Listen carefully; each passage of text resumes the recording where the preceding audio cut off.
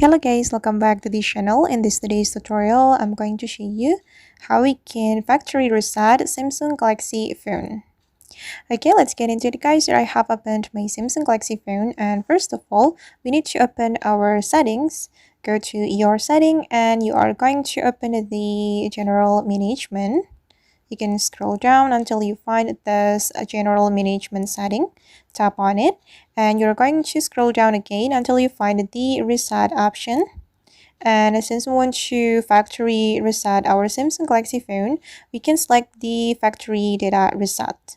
Okay, then you can scroll down until you find the reset button and you just need to click on reset, and after that the factory reset will be started. Alright guys, and that's all the way to factory reset a Samsung Galaxy phone. I hope this video will be useful for you. Thank you so much for watching. And if you found this tutorial useful, don't forget to hit the like button, leave your comments, and also subscribe to the channel. See you in the next video.